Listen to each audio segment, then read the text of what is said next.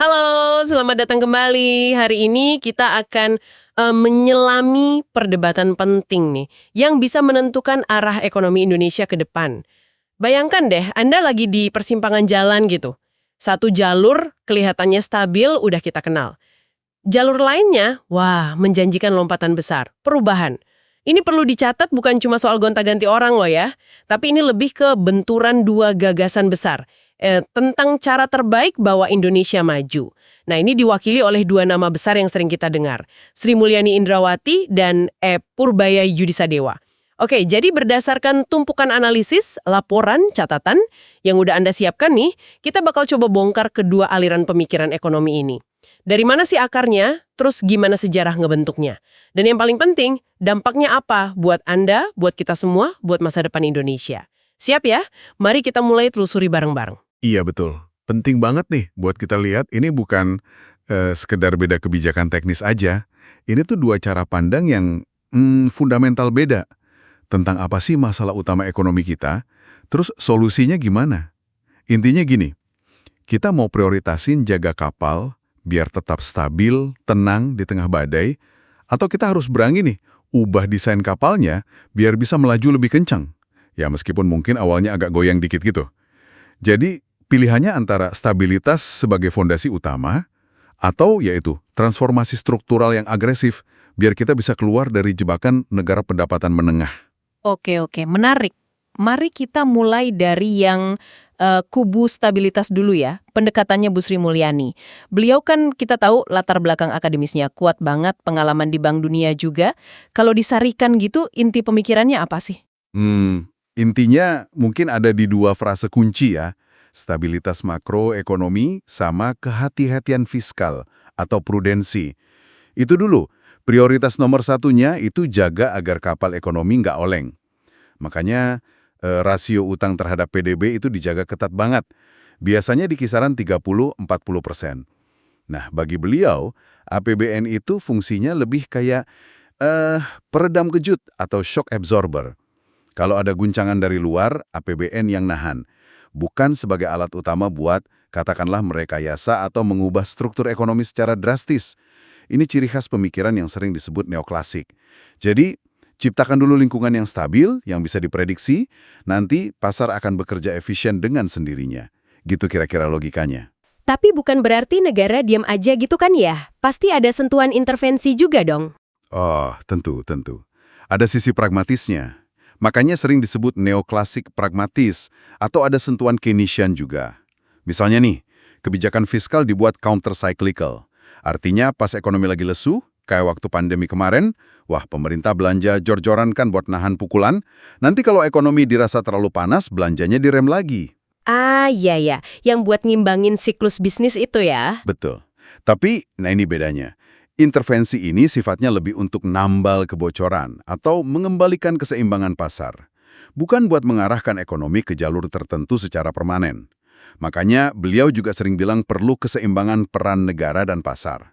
Tapi ada syaratnya, negaranya harus bersih, kompeten. Oke, jadi bisa dibilang musuh utama atau tantangan utama buat pendekatan ini tuh ya ketidakpastian itu sendiri ya, gejolak, volatilitas. Tepat sekali. Ketidakstabilan sama kurangnya kepercayaan itu dianggap penghalang utama buat investasi jangka panjang. Terutama dari swasta kan? Jadi ya ibarat bangun rumah, jaga stabilitas itu kayak bikin fondasinya dulu. Harus kokoh, baru bisa bangun yang lain di atasnya. Nah sekarang kita coba geser nih, ke sisi lain, Pak Purbaya Yudisadewa.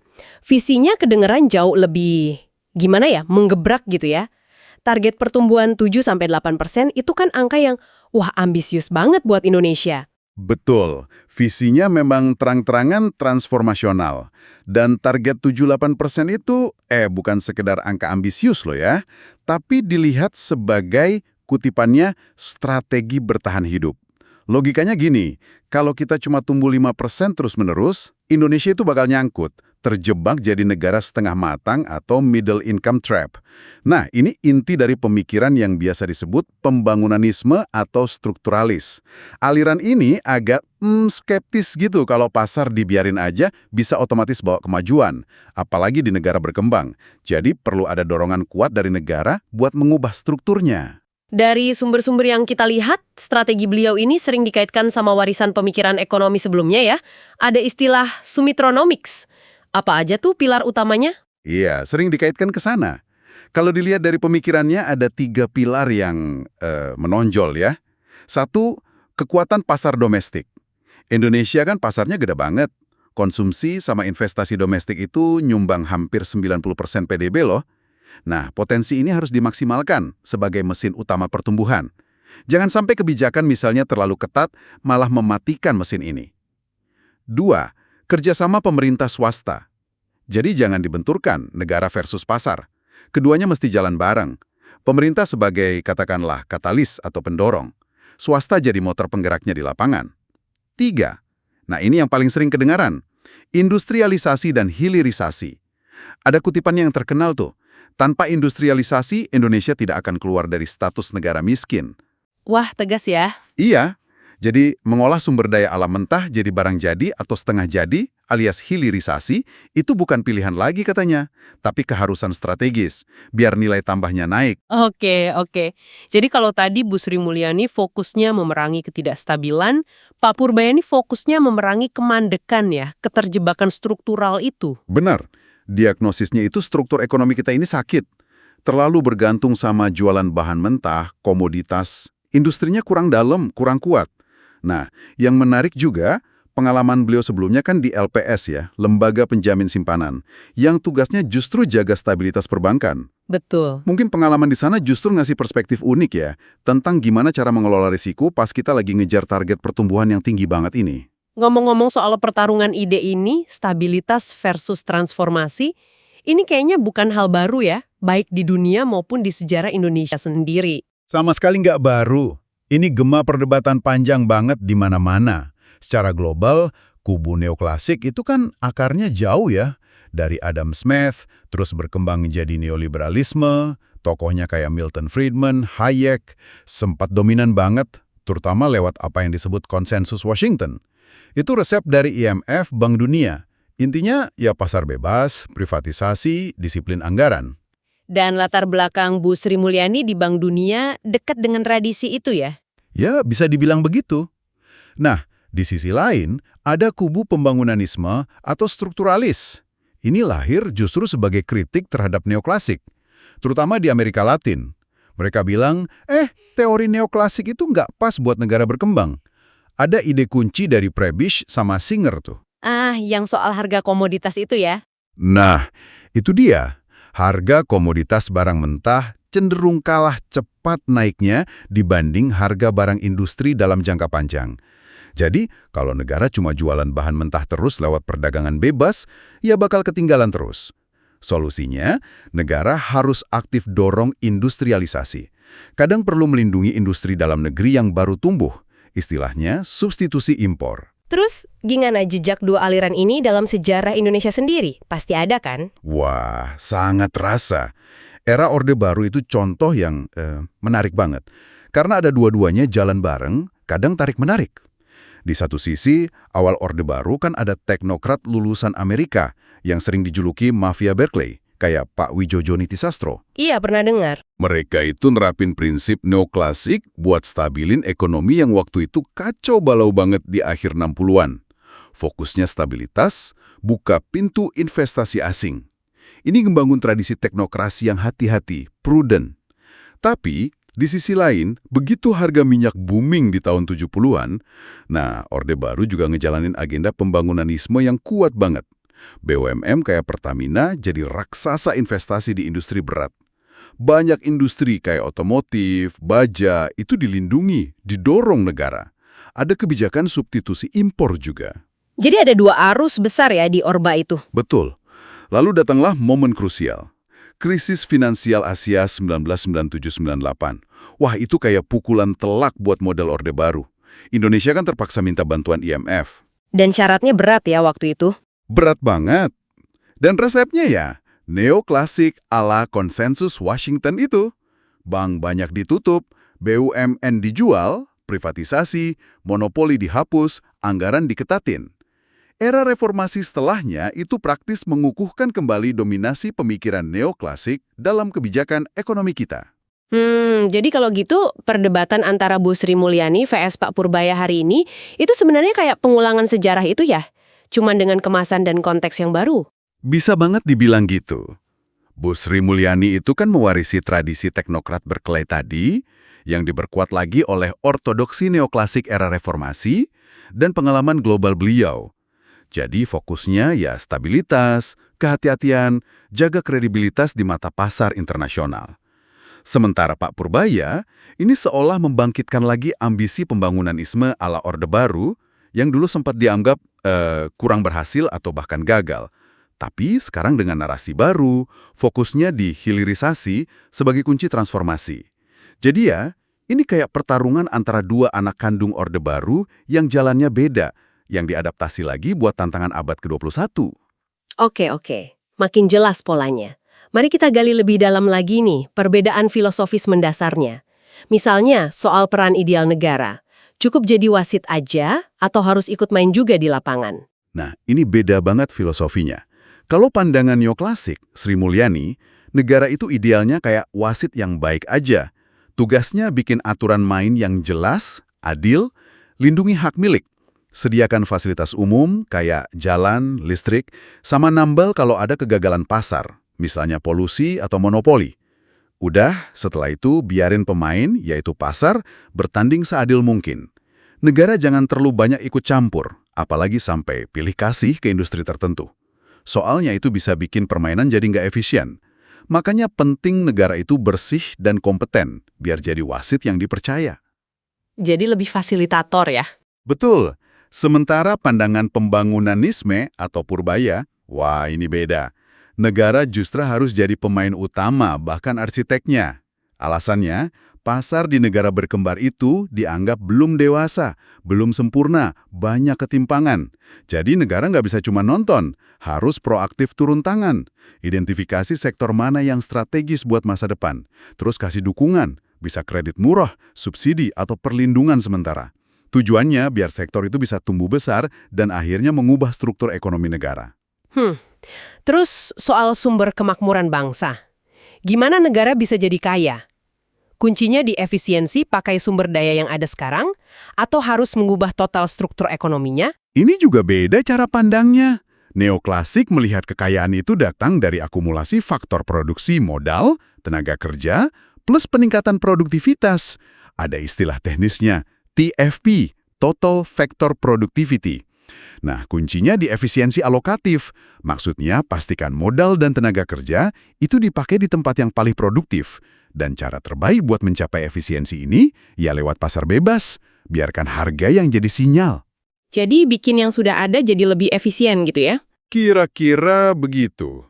Nah, kalau pembangunanisme, kekayaan itu datang dari transformasi struktural. Artinya, ekonomi harus pindah. Dari yang tadinya ngandelin sektor yang produktivitasnya rendah, kayak pertanian subsisten atau tambang bahan mentah, pindah ke sektor yang produktivitasnya tinggi. Contohnya, manufaktur yang canggih atau jasa modern berbasis teknologi. Analogi kasarnya gini, sehebat apapun kita menanam singkong, mungkin sulit ya jadi negara kaya raya. Tapi kalau kita bisa bikin chip komputer atau pesawat terbang, wah ceritanya pasti beda. Dan hilirisasi itu upaya ke arah sana ya? Tepat. Hilirisasi itu manifestasi nyata dari upaya transformasi struktural ini. Memproses bahan mentah jadi barang bernilai lebih tinggi. Oke, satu lagi yang sering jadi perdebatan panas, utang negara. Ini beban yang harus dihindari sebisa mungkin atau justru bisa jadi alat buat dorong pertumbuhan? Nah, soal utang ini pandangannya juga cukup kontras. Buat Bu Sri Mulyani, utang itu pada dasarnya ya beban buat generasi mendatang. Jadi mesti dikelola super hati-hati. Fokusnya menjaga rasio utang terhadap PDB tetap di level aman. Di bawah 60% sesuai UU, tapi prakteknya dijaga jauh di bawah itu, sekitar 39-40%. Beliau pernah bilang kan, Publik jangan histeris lihat nominal utangnya yang besar. Yang penting itu rasio dan kemampuan kita mengelolanya. Utang boleh, tapi lebih untuk stimulus saat krisis, counter-cyclical, atau bangun infrastruktur penting yang produktif. Pokoknya, jaga kepercayaan pasar pada kemampuan bayar, kredibilitas fiskal itu nomor 1. Jadi kehati-hatian diutamakan. Betul. Nah, kalau dari sisi Pak Purbaya, utang itu lebih dilihat sebagai alat investasi strategis. Yang penting bukan besar kecilnya nominal utang itu sendiri, tapi untuk apa utang itu dipakai. Kalau utangnya dipakai buat sesuatu yang bisa menghasilkan pertumbuhan ekonomi lebih tinggi dari bunga utangnya, ya berarti utang itu produktif. Sah-sah saja. Jadi ada kesan toleransi yang lebih tinggi terhadap penambahan utang selama tujuannya untuk mempercepat transformasi struktural tadi. Tapi menarik juga, penolakan beliau agar APBN menanggung utang proyek spesifik kayak kereta cepat mungkin nunjukin preferensi agar utang itu akuntabilitasnya jelas, entah secara komersial untung atau secara strategis memang penting banget buat negara. Terakhir nih, soal perdagangan internasional. Apakah ini arena main bareng yang saling menguntungkan semua pihak atau lebih kayak kompetisi yang ya seringkali timpang? Di sini juga ada perbedaan nuansa yang cukup penting. Secara dasar, pemikiran neoklasik Sri Mulyani itu melihat perdagangan sebagai sumber kesejahteraan bersama. Teori keunggulan komparatif kan intinya gitu, saling tukar semua untung. Tapi sebagai seorang pragmatis, beliau juga sangat sadar dan sering bilang kalau dunia sekarang ini makin terfragmentasi karena geopolitik. Ada istilah friendshoring yang beliau pakai, mindahin pabrik ke negara sahabat. Ini menunjukkan kesadaran bahwa dunia ini nggak selalu ideal. Jadi nggak naif juga ya? Nggak naif. Strateginya jadi lebih pragmatis. Jangan taruh semua telur dalam satu keranjang. Diversifikasi mitra dagang sebanyak mungkin. Jaga hubungan baik ke semua pihak, biar investasi tetap masuk. Diplomasi ekonomi jadi penting. Nah, kalau Pak Purbaya cenderung lebih skeptis terhadap kondisi perdagangan global saat ini. Ini sejalan dengan tesis Prebi Singer tadi, yang bilang posisi negara pengekspor komoditas itu kurang menguntungkan. Makanya, agenda hilirisasi itu tujuannya jelas banget. Mengubah posisi Indonesia dalam rantai pasok global. Dari yang tadinya cuma jadi penerima harga komoditas mentah, jadi penentu harga atau setidaknya pemain penting di pasar barang olahan. Artinya strategi dagangnya bisa lebih keras ya? Implikasinya bisa ke sana. Strategi dagangnya bisa jadi lebih konfrontatif atau lebih nasionalistis. Nggak ragu pakai instrumen kayak larangan ekspor bahan mentah atau pakai tarif impor sebagai senjata untuk melindungi dan mendorong industri dalam negeri.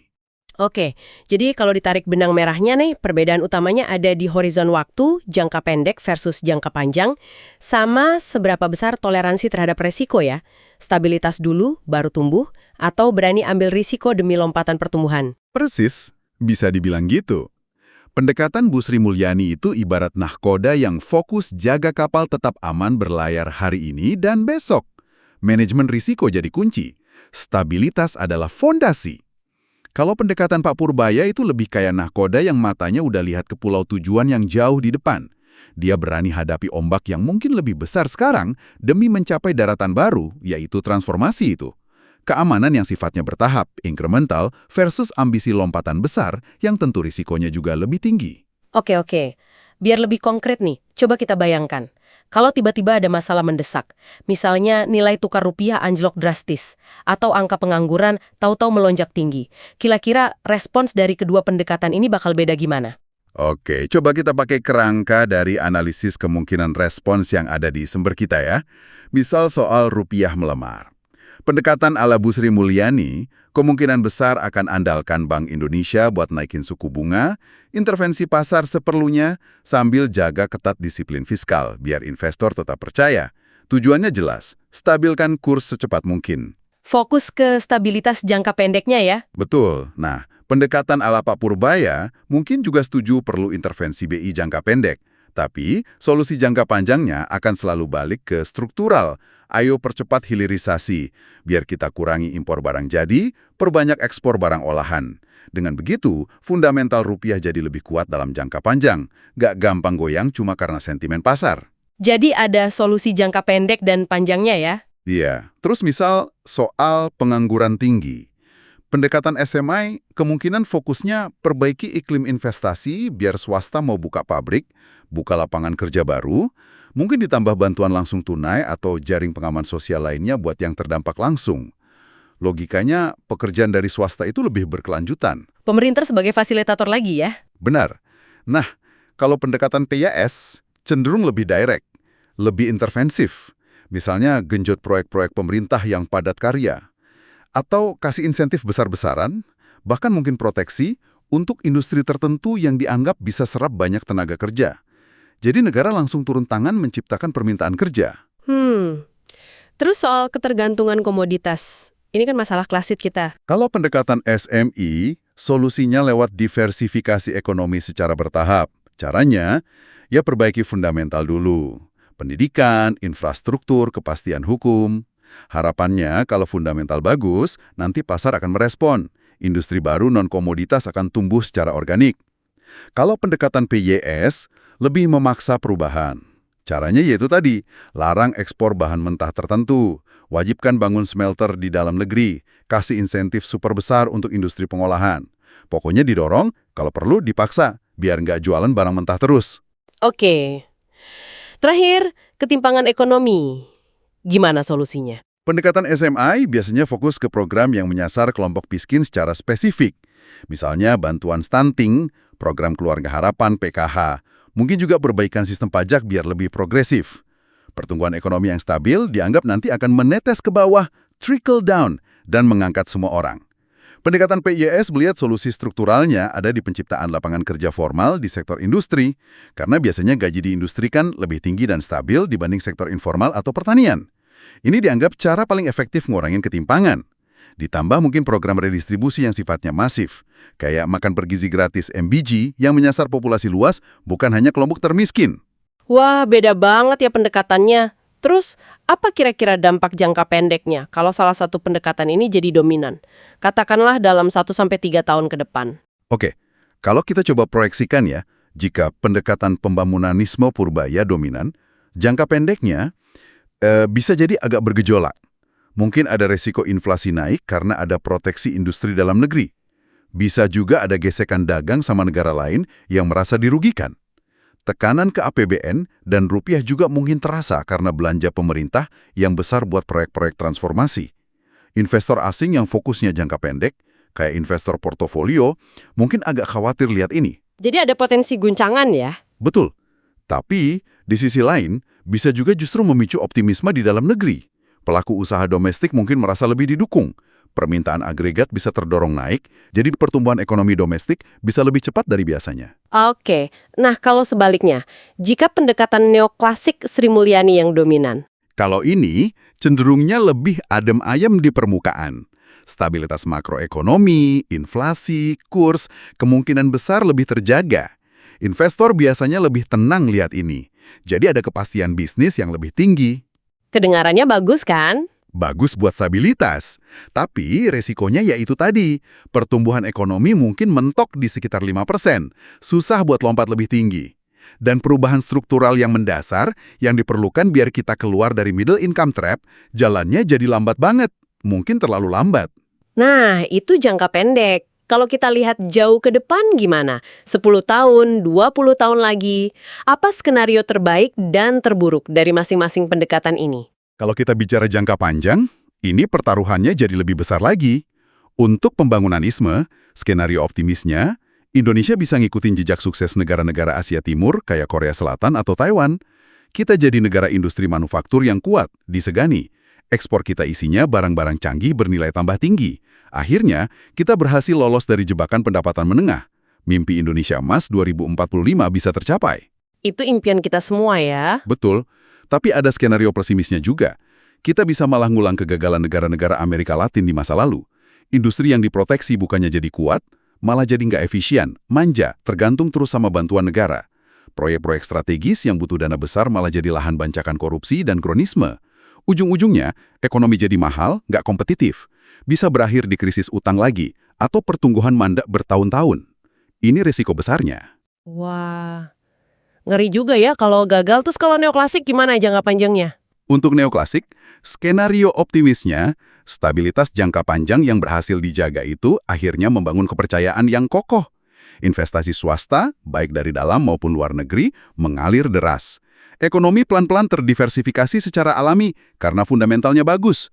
Pertumbuhan mungkin nggak spektakuler, tapi stabil di 5-6% secara berkelanjutan. Pelan tapi pasti kita merangkak naik jadi negara maju. Jadi lebih gradual ya naiknya. Iya, lebih gradual. Tapi ada skenario pesimisnya juga. Indonesia malah terjebak permanen di jebakan pendapatan menengah. Ternyata, sektor swasta kita itu terlalu takut ambil risiko, risk averse, buat masuk ke industri baru yang kompleks dan butuh modal besar kalau nggak dipaksa atau didorong kuat oleh negara. Akhirnya, ekonomi kita tetap aja bergantung sama komoditas yang harganya naik turun nggak jelas. Kita mengalami apa yang kadang disebut kutukan stabilitas. Saking stabilnya, kita jadi nyaman, lupa atau enggan melakukan perubahan fundamental yang sebenarnya diperlukan. Ujung-ujungnya ya jalan ditempak. Jadi dua-duanya punya potensi sukses dan gagal ya.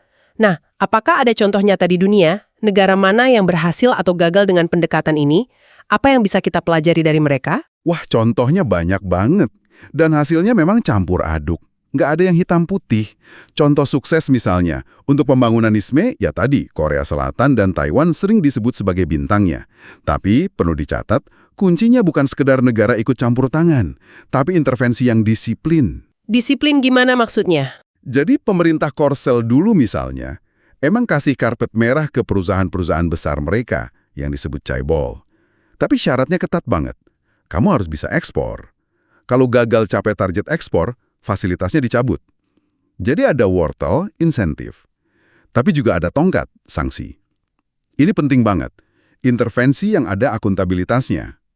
Untuk neoklasik, ada yang bilang Chili di era diktator Pinochet itu berhasil secara ekonomi makro, pertumbuhan tinggi, inflasi rendah, berkat resep neoliberal dari Chicago Boys. Tapi ya itu, ongkos sosialnya mahal banget. Ketimpangan tinggi, represi politik. Jadi suksesnya dipertanyakan juga kan dari sisi lain. Singapura itu contoh yang menarik banget. Sering disebut model hibrida. Kelihatannya sih pasar bebas, pro-bisnis banget. Tapi kalau kita lihat di belakang layar, negara itu sangat dominan lewat BUMN raksasanya kayak Temasek dan GIC.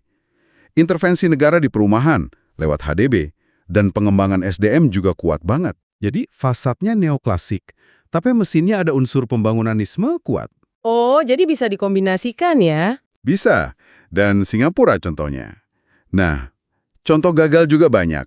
Untuk pembangunanisme, banyak negara Amerika Latin tahun 60-an, 70-an yang coba strategi substitusi impor tapi akhirnya gagal total. Industrinya nggak kunjung efisien, terlalu fokus ke pasar domestik yang ternyata kecil. Akhirnya malah terjebak inflasi tinggi, krisis utang yang parah banget di tahun 80-an, sampai disebut dekade yang hilang. Untuk neoklasik, Rusia tahun 90-an itu contoh klasik kegagalan. Mereka coba terapi kejut, liberalisasi pasar secara drastis setelah Uni Soviet bubar. Tapi karena institusi hukum dan pemerintahannya waktu itu lemah banget, vakum, hasilnya malah bencana ekonomi. Inflasi meroket, produksi anjlok, dan malah lahir para oligarki yang menguasai aset-aset negara. Argentina juga contoh negara yang bolak-balik masuk krisis utang, seringkali karena kebijakan neoliberal yang nggak konsisten, dan terutama karena ketidakmampuan politik untuk menjaga disiplin anggaran dalam jangka panjang. Wah, kompleks banget ya. Jadi kelihatannya emang nggak ada resep tunggal yang pasti berhasil ya. Konteks negara, kualitas institusi, dan bagaimana kebijakan itu dijalankan jadi sangat penting. Terus, gimana dong soal perdebatan tentang keajaiban Asia Timur itu? Kan sering jadi contoh, mereka itu sukses karena nurut sama aturan neoklasik atau justru karena berani melanggar aturan itu? Nah, ini dia perdebatannya seru banget dan masih berlangsung sampai sekarang. Laporan Bank Dunia tahun 1993 yang terkenal The East Asian Miracle itu cenderung bilang mereka sukses karena fundamental ekonominya bagus, ramah pasar, stabilitas makro, investasi pendidikan tinggi, keterbukaan pada perdagangan, peran intervensi negara yang aktif itu cenderung dianggap nggak terlalu penting atau bahkan bisa berbahaya kalau salah. Jadi versi Bank Dunia lebih ke arah neoklasik ya? Iya, cenderung ke sana. Tapi banyak ekonom lain, terutama dari kubu strukturalis atau institusionalis kayak Ha Jun Chang misalnya, dalam bukunya Kicking Away the Ladder, bilang justru sebaliknya. Mereka bilang negara-negara Asia Timur itu sukses justru karena mereka berani melakukan proteksi industri di awal, masih subsidi besar-besaran ke sektor strategis, dan negara sangat aktif mengarahkan investasi. Mirip seperti yang dilakukan negara-negara maju, Inggris, Amerika, Jerman, zaman dulu waktu mereka masih berkembang. Kata Cheng, negara maju sekarang ini kayak udah naik ke atas pakai tangga, terus nendang tangganya biar negara berkembang nggak bisa niru cara mereka naik dulu. Mereka sekarang malah hotbahin resep pasar bebas murni yang dulu mereka sendiri nggak pakai. Wah, provokatif juga ya pandangannya. Sangat provokatif. Jadi perdebatannya masih hidup. Tapi kalau kita ambil pelajaran penting dari semua contoh sukses dan gagal tadi, ada satu pola yang kelihatan cukup jelas. Sukses atau gagalnya sebuah model ekonomi itu tampaknya kurang ditentukan oleh benar atau salahnya teori itu sendiri secara abstrak. Yang jauh lebih menentukan adalah kualitas institusi negara. Apakah pemerintahnya punya kapasitas yang cukup? Maksudnya, apakah birokrasinya kompeten, bersih dari korupsi, dan bisa menjalankan kebijakan itu dengan baik dan disiplin? Juga konteks politiknya mendukung nggak? Pembangunanisme bisa sukses di Korea Selatan karena negaranya waktu itu kuat, relatif bersih, dan sangat disiplin menegakkan aturan main buat para chaebol. Tapi gagal di banyak negara Amerika Latin karena negaranya lemah, banyak kepentingan politik jangka pendek, korupsi merajalela. Sebaliknya, neoklasik bisa gagal total di Rusia karena institusi pendukung pasarnya belum siap, malah runtuh. Bisa dibilang sukses secara ekonomi makro di Chile, tapi ditegakkan lewat rezim diktator. Jadi, kapasitas negara jadi kunci ya. Kelihatannya begitu, kapasitas negara dan kualitas institusi. Wah, ini benar-benar membawa kita pada pertanyaan yang cukup menantang ya buat Indonesia. Oke, setelah kita coba telusuri kedua jalur ini, stabilitas ala Bu Sri Mulyani dan transformasi ala Pak Purbaya, apa artinya semua ini buat Anda yang mungkin lagi coba memahami kemana sih arah ekonomi Indonesia mau dibawa? Jelas ya, ini bukan sekedar milih orang A atau orang B, tapi ini lebih dalam. Kita lagi memilih filosofi pembangunan bangsa. Betul sekali. Intinya, memang ada pada tarikan atau tegangan antara stabilitas yang diwakili pendekatan neoklasik Sri Mulyani dan transformasi yang diwakili pendekatan pembangunanisme Purbaya. Keduanya punya janji manis, tapi juga punya risiko pahit, seperti yang udah kita lihat dari pengalaman negara-negara lain tadi. Terlalu kaku, terlalu dogmatis pada satu aliran saja, itu bisa berbahaya banget. Pembangunanisme tanpa didukung negara yang kuat, institusi yang bersih dan kompeten, risikonya bisa berakhir kayak pengalaman buruk di Amerika Latin. Tapi, neoklasik yang terlalu murni, yang terlalu fokus pada stabilitas, dan membiarkan pasar jalan sendiri, risikonya ya kita bisa terjebak di pendapatan menengah selamanya, nggak maju-maju. Jadi mungkin nggak sih jalan terbaiknya itu justru mencoba menggabungkan keduanya, mencari semacam jalan tengah atau sintesis gitu? Banyak banget analis dan ekonomi yang berpendapat begitu. Sebuah sintesis pragmatis itu tampaknya yang paling masuk akal dan mungkin paling menjanjikan buat kondisi Indonesia saat ini. Gimana bentuknya? Mungkin begini. Pertama, jaga fondasi neoklasik yang sudah dibangun. Hal-hal baik dari pendekatan Bu Sri Mulyani, seperti disiplin anggaran, menjaga stabilitas makro, inflasi, kurs, terus memperbaiki kualitas birokrasi dan kepastian hukum, itu semua harus dipertahankan. Kredibilitas ekonomi itu modal penting banget, nggak boleh hilang. Ibaratnya fondasi rumahnya harus tetap kokoh. Jadi stabilitas tetap jadi dasar ya? Tetap jadi dasar. Tapi kedua, tambahkan dorongan pembangunanisme yang cerdas, strategis, dan disiplin. Di atas fondasi yang kokoh tadi, baru kita lakukan intervensi industri yang lebih berani, tapi harus terarah, terukur, dan ada syaratnya. Ambil semangat transformasinya Pak Purbaya, tapi jalankan dengan kehati-hatian dan disiplin ala Bu Sri Mulyani. Pilih beberapa sektor unggulan yang potensinya besar buat masa depan Indonesia. Misalnya ekosistem baterai kendaraan listrik, ekonomi digital, farmasi, pangan strategis. Kasih dukungan yang jelas targetnya apa. Misalnya target ekspor sekian persen, atau target peningkatan kandungan lokal sekian persen dalam sekian tahun. Dan yang paling penting, harus ada evaluasi ketat dan sanksi kalau target nggak tercapai. Meniru disiplin yang dilakukan negara-negara Asia Timur dulu. Sintesisnya, jadi perdebatan ini sebenarnya bisa dibilang sehat ya, karena memaksa kita semua, terutama para pengambil kebijakan, untuk berpikir ulang. Indonesia ini mau jadi negara yang seperti apa sih? Apakah kita mau jadi manajer resiko yang handal, hati-hati, fokus menjaga stabilitas, atau kita mau jadi pemain yang lebih berani, yang mau mengubah keadaan secara fundamental dengan resiko yang tentu harus terukur? Betul. Dan sebagai penutup nih mungkin ada satu pertanyaan yang lebih mendasar lagi yang perlu Anda semua renungkan di luar pilihan antara stabilitas atau transformasi itu sendiri. Pertanyaannya adalah, apakah Indonesia saat ini, sekarang ini, sudah punya otot kelembagaan yang cukup kuat? Maksudnya, apakah kita punya kapasitas negara, birokrasi yang bersih, kompeten, profesional, dan bisa bekerja relatif independen dari tekanan politik jangka pendek yang benar-benar dibutuhkan untuk bisa menjalankan agenda transformasi besar-besaran seperti hilirisasi itu dengan sukses? Tanpa terjebak lagi dalam masalah inefisiensi, salah alokasi sumber daya, dan korupsi yang dulu pernah menghantui upaya serupa di banyak negara lain. Jawaban jujur atas pertanyaan soal kapasitas negara ini, soal kualitas institusi kita ini, mungkin lebih penting daripada sekedar memilih mazhab ekonomi mana. Dan jawaban inilah yang mungkin akan sangat menentukan apakah mimpi Indonesia Emas 2045 itu bisa jadi kenyataan atau ya tetap jadi mimpi.